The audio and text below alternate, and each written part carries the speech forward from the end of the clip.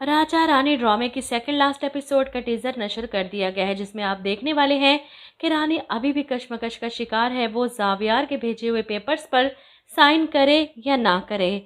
वहीं राजा तो ये सोचकर ही खुश हो जाता है कि ज़ावियार ने आखिरकार तलाक के पेपर्स भिजवा दिए। बस रानी तो जल्द अज जल्द इन पेपर्स पर साइन कर और जान छुड़वा इस रिश्ते से, और फिर हमारी कहानी शुरू होगी।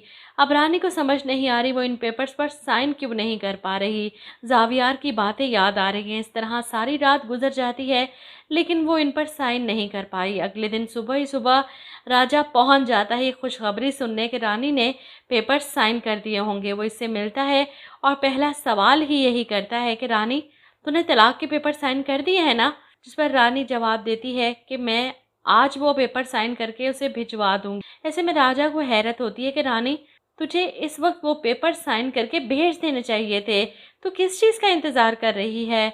जिस पर रानी कहती है कि पता नहीं, मैं इन पेपर्स पर साइन नहीं कर पा रही।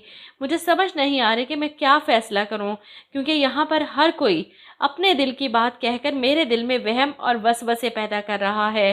राजा को रानी की बातें सुनकर हैरत होती है। कैसे वसवसे? बहुत जल्द राजा को भी एहसास हो जाएगा कि रानी इन पेपर्स पर साइन क्यों नहीं कर रही। लेकिन फ़िलहाल ज़ावियार, जो अपने बाप की कब्र पर खड़ा है, सवाल कर रहा है कि बताएं मुझे क्या फ़ैसला करूं। माफ़ कर दो आपके कातलों को। चचा ने जिस तरह सारी जायदाद वापस कर दी, लेकिन ये रुपया पैसा जायदाद आपकी ज़िंदगी का नेमल बदल तो नहीं थे। वो माफ़ी मांग रहे हैं, अपने बेटे की ज़िंदगी की भीख मांग रहे हैं। क्या फ़ैसला करूं मैं? वहीं जुनैद के माँ बाप उसके पास जाकर उसे तसल्ली देते हैं कि सब ठीक हो जाएगा, हमने सब कुछ उसे वापस कर दिया, वो जल्द माफ़ीनामे पर साइन कर देगा और तुम आज़ाद हो जाओगे। जुनैद को अपनी आज़ादी से ज़्यादा इस बात का दुख लग जाता है कि आपने सब कुछ ज़ावियार को वापस कर दिया। ये हार तो इसे कहीं का नहीं छोड़ेगी।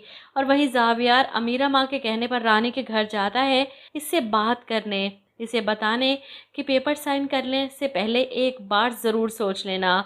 तुम्हें राजा को चुनने में जल्दी नहीं करनी चाहिए। मुमकिन है कि इस वक्त तुम ये मेरी खुद गर्जी समझ रही हो, लेकिन मान सको तो मान लेना कि मैं ये बात राजा की नफ़रत में या बुग़्ज़ में नहीं कर रहा हूँ। वो एक्चुअली तुम्हें डिज़र्व नहीं करता। ज़ावियार की बात सुनकर रानी को शदीद गुस्सा आ जाता है। यही तो गलत चीज़ है, गलत बात है इसमें कि फ़ौरन से पहले हाई पर हो जाती है और बिना सोचे समझे वो कर जाती है जो इसे नहीं करना चाहिए। अभी भी राजा की बुराइयां, वो भी ज़ावियार के मुंह से सुनकर रानी गुस्से से मुंह फुला लेती है और ज़ावियार को जवाब देती है, तो कौन डिज़र्व करता है मुझे? आप? गलत फहमी है आपकी, जा सकते हैं आप यहाँ से।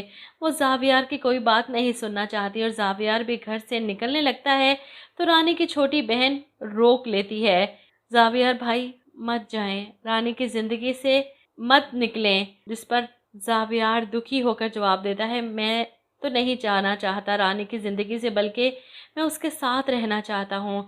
लेकिन मेरे लिए रानी का फ़ैसला सबसे अहम है। जो फ़ैसला वो करेगी वो कबूल होगा मुझे, तो बस उसकी खुशी में खुश रहना चाहता हूँ। वो ये सब कहकर वहाँ से निकल जाता है और वहीं रानी, जो इसकी बातें सुन रही थी दरवाजे के पीछे खड़ी, पहली बार इसे एहसास होता है कि वो इसकी मर्ज़ी पर छोड़ गया है इस फैसले को, ज़बरदस्ती अपनी नहीं चला रहा। इधर ज़ावियार घर पहुंचता है तो अमीरा माँ सवाल करती हैं, जिस पर ज़ावियार कहता है कि अमीरा माँ वो फैसला कर चुकी है, फ़ायदा नहीं है रानी से बात करने का, शायद वो अपने दिल की बात सुन चुकी है और इसका फ़ैसला मुझे भी दिल से कबूल है। अमीरा माँ दुखी हो जाती हैं कि अब इन दोनों का रिश्ता ख़त्म हो जाएगा। लेकिन वहीं ड्रामे में ट्विस्ट तब आता है जब राजा रात में फिर से रानी से सवाल करता है कि तुमने पेपर साइन करके भिजवा दिए? ज़ावियार आया था ना, उसे पेपर्स दे दिए हैं? जवाब में रानी चुप है।